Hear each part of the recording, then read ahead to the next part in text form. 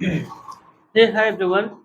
हम लोग वर्क की सीरीज को पढ़ रहे थे और उसमें मैंने आपको बता दिया है कि पार्टिसिपल के हम लोग नॉन फाइनाइट को पढ़ रहे थे। नॉन फाइनाइट में होता है तीन: जेरेंट, पार्टिसिपल एंड इन्फिनेटिव।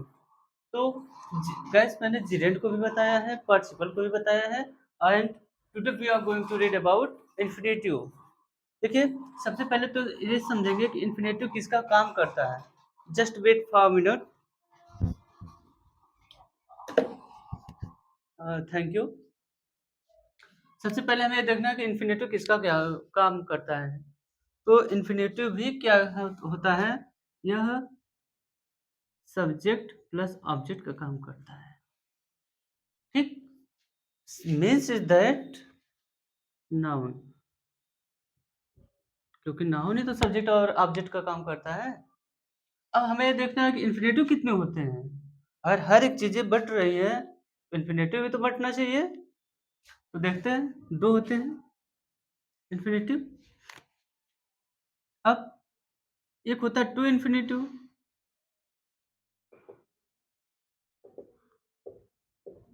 और दूसरा है बेयर इन्फिनेटिव।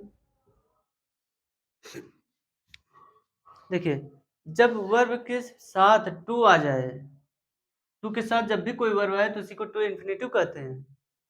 और वह किसका काम करेगा, सब्जेक्ट या ऑब्जेक्ट का काम करेगा।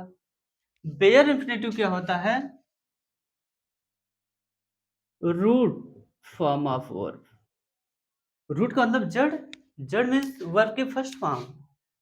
ठीक, पहले हम लोग टू इन्फिनेटिव को क्लियर करते हैं। देखिए, हम लोग अब एग्जांपल समझेंगे। अगर मैं कहूं आई लव टू डांस, मुझे डांस पसंद है, तो आई लव टू डांस, यहाँ पे यह एक नाउन का काम कर रहा है। ठीक, इसलिए यह क्या हो गया, टू इन्फिनेटिव हो गया। फिर इसी चीज को मैं इस तरीके से लिख दूं, टू डांस इज यूजफुल। ठीक, टू डांस नाउन का काम कर रहा है क्योंकि इसके बाद तुरंत इज आया है। तो इस तरीके से क्या हुआ, टू इन्फिनेटिव हो गया। ठीक, I am going to meet him, to meet him,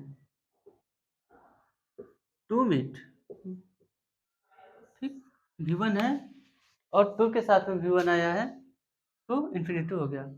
जब कभी आपको टू दिखे और उसके साथ वर्ब की फर्स्ट फॉर्म हो, आप यही समझेंगे कि यह क्या है, इन्फिनेटिव है।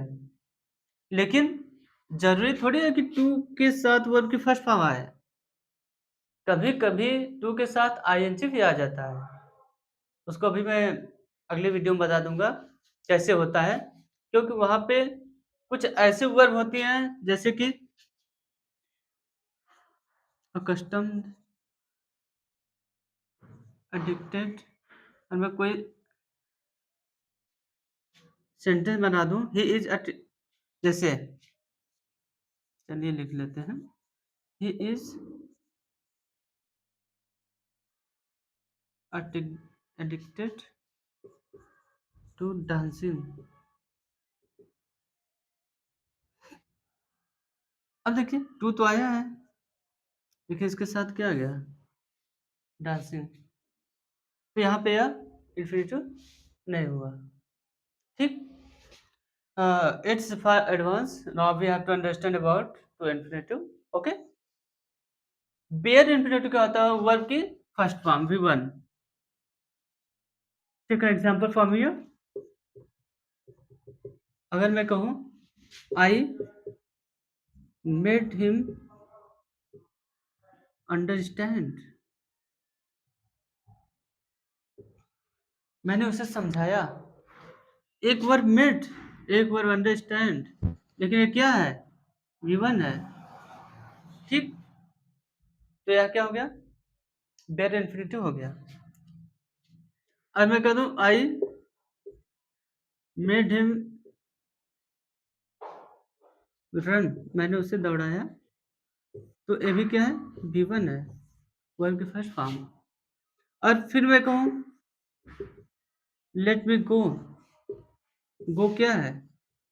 V1 है।